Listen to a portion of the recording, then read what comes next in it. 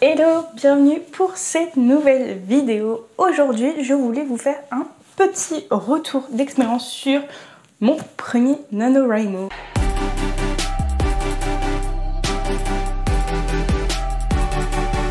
Alors déjà, on va commencer par le début.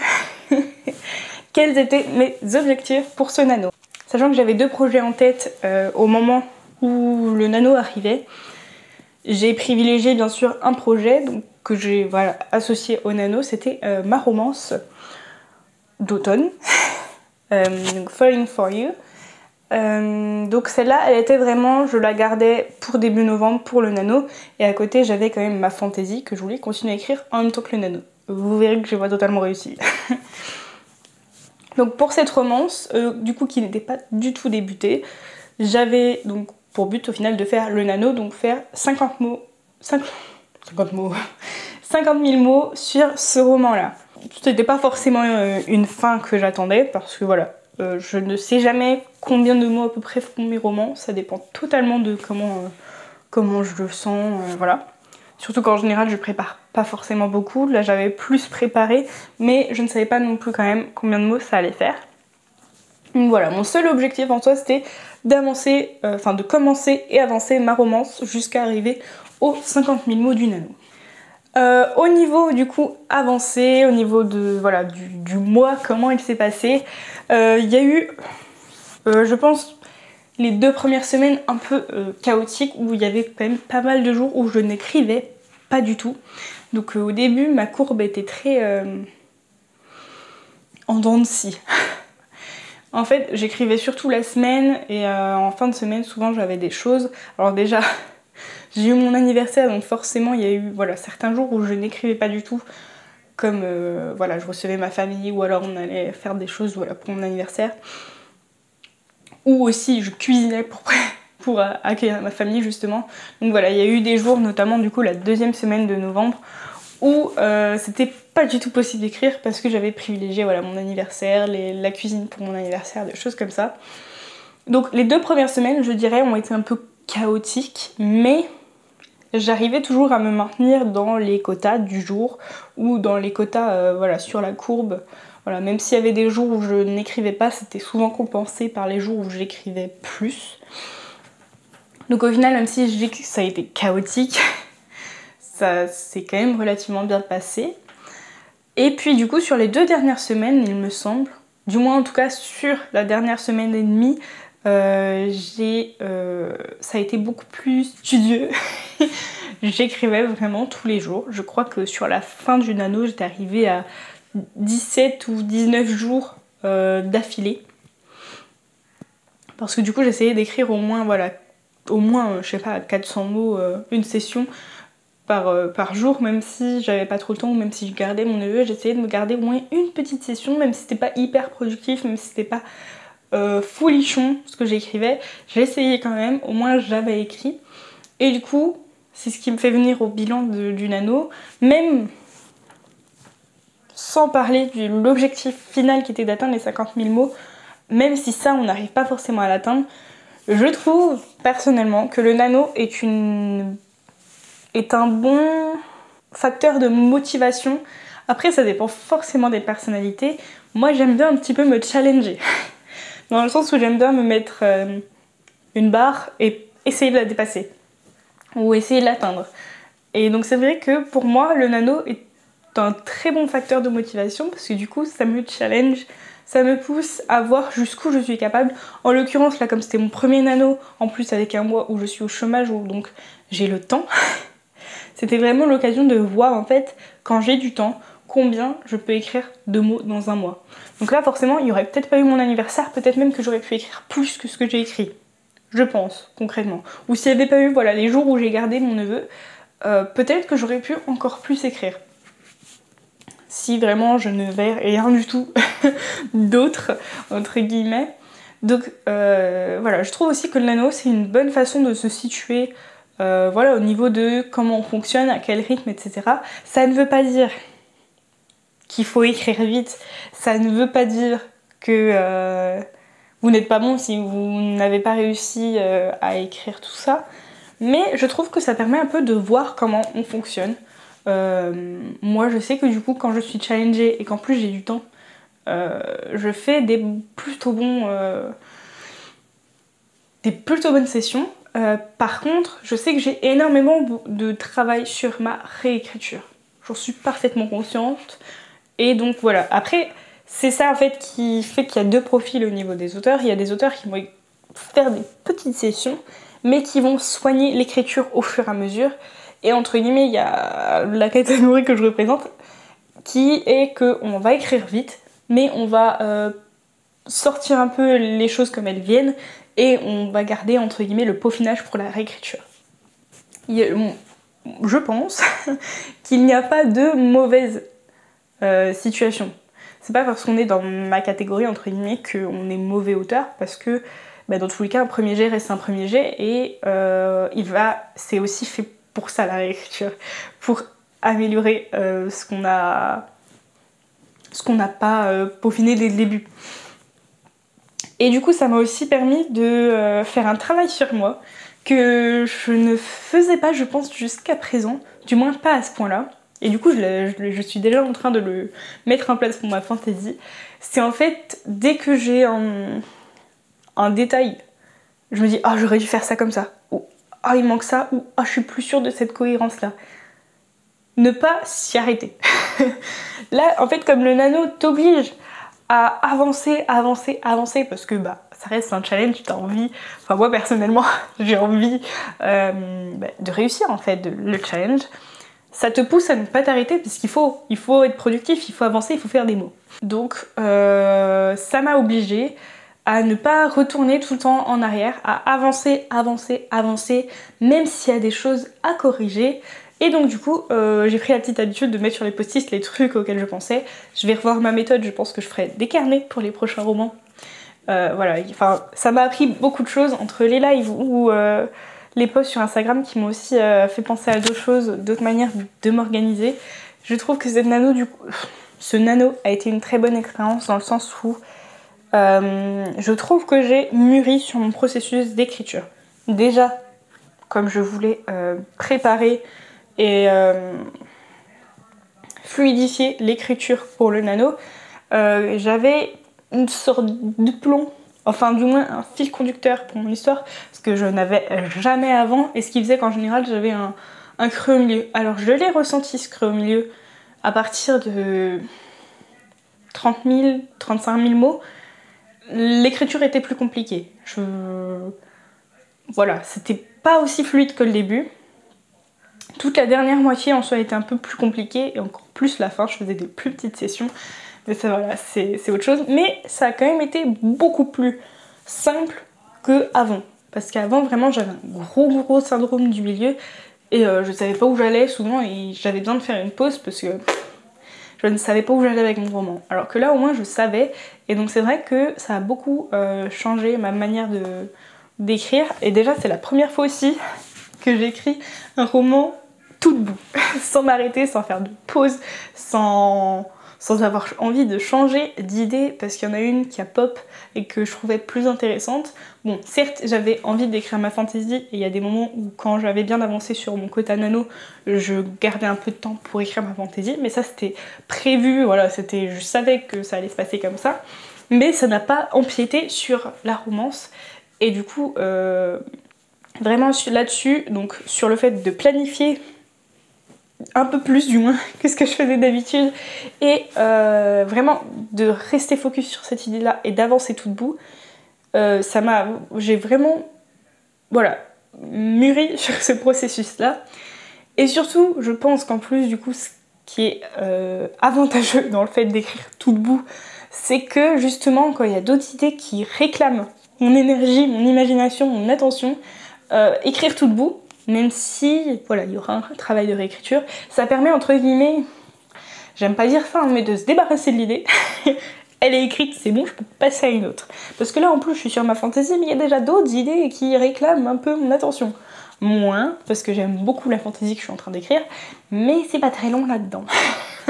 Donc c'est vraiment l'avantage, c'est que même si j'aurais un bon travail de réécriture à faire, j'aurais déjà posé mes idées, j'aurais déjà écrit un premier jet et j'aurais plus qu'à l'améliorer et pouvoir me focaliser au niveau écriture et créativité pure sur un autre roman.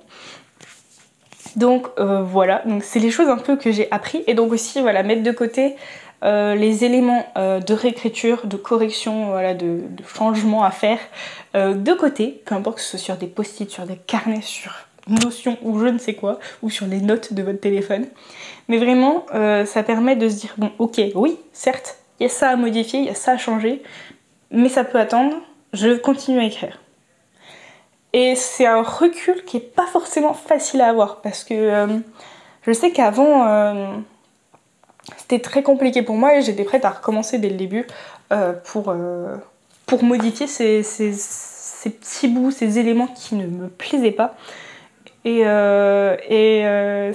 c'est mettre de côté au final son côté perfectionniste en se disant le côté perfectionniste il pourra intervenir mais plus tard. Et donc c'est pas évident, c'est pas évident. Et donc dans un sens je suis très fière d'avoir réussi à faire ça.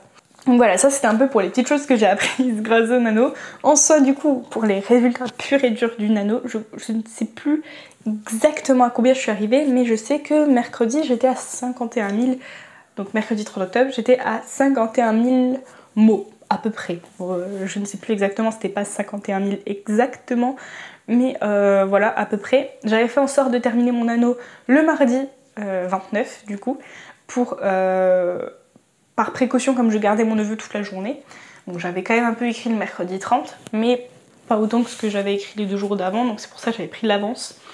Donc j'ai réussi mon anneau officiellement le 29 novembre avec pile plus de 50 000 mots.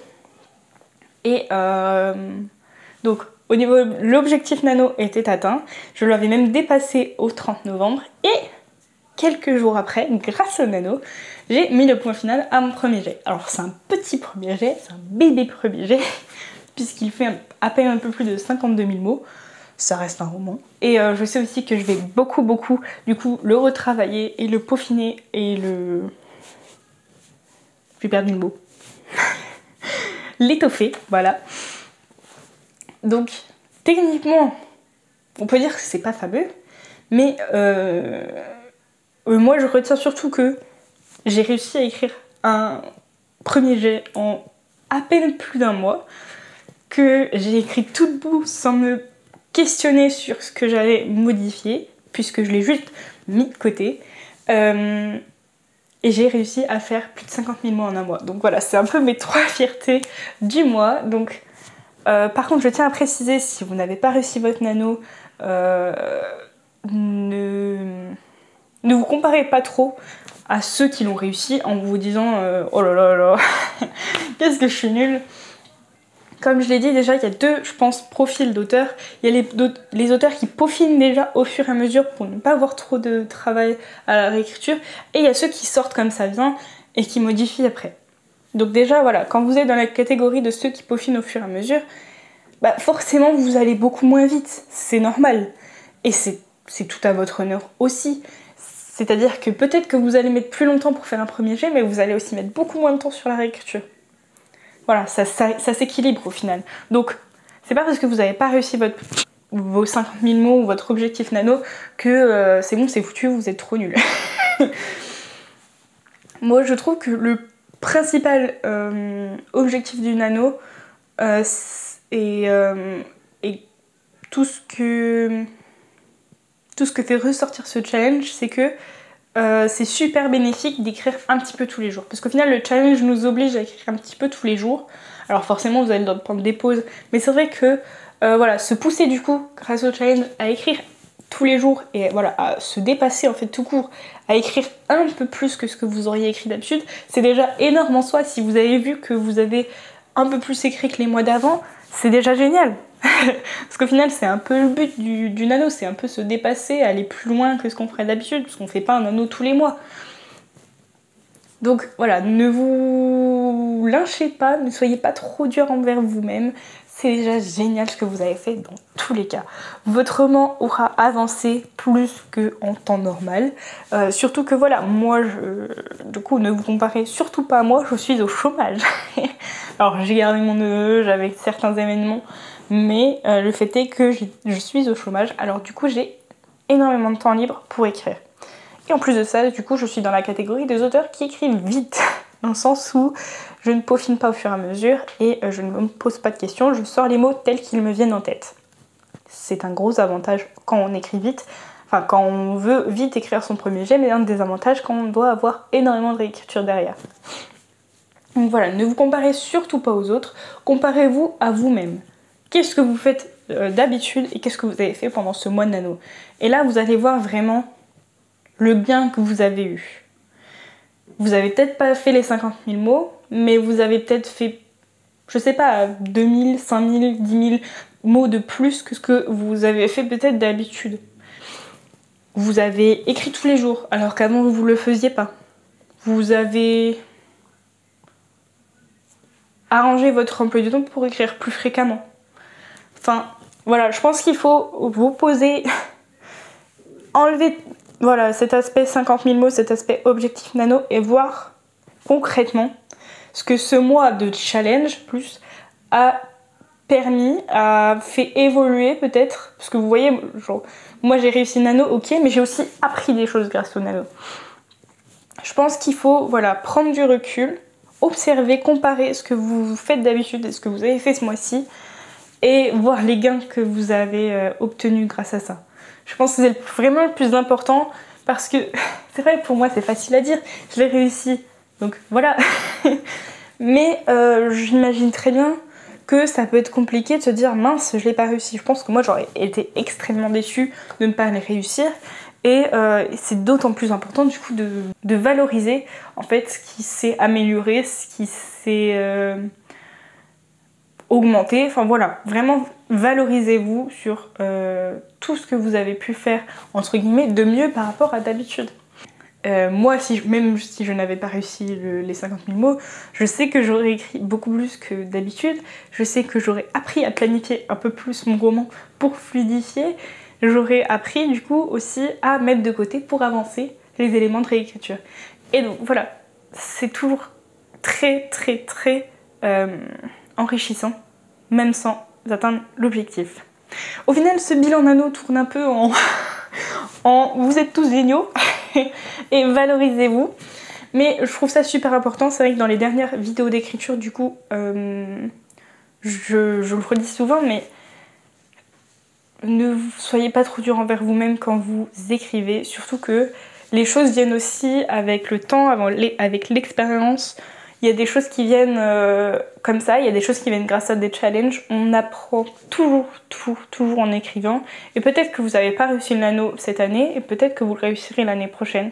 Parce que peut-être que les conditions seront meilleures pour vous, parce que vous avez peut-être eu voilà, des choses qui vous ont empêché. Ou peut-être aussi que vous aurez acquis une certaine vitesse d'écriture différente qui fera que vous réussirez le nano. Ou peut-être que vous aurez plus planifié votre roman. Voilà. C'est pas figé dans le marbre. Et c'est ça qui est bien avec l'écriture, c'est qu'on peut toujours s'améliorer, qu'on peut toujours améliorer notre processus d'écriture, notre vitesse d'écriture ou nos romans en eux-mêmes. Donc voilà, ne perdez pas espoir, restez positif, restez motivé, continuez à écrire. Voilà un peu pour la morale de cette vidéo. Je sais pas, c'est peut-être un peu brouillon cette vidéo, à chaque fois je dis ça. Au montage, je me rends compte que ça va, c'est pas si mal, il y a pire. Mais voilà, vraiment, soyez fiers de vous, même si vous n'avez pas réussi le nano. En attendant, je vous dis à très bientôt pour une prochaine vidéo. Prenez soin de vous. Ciao!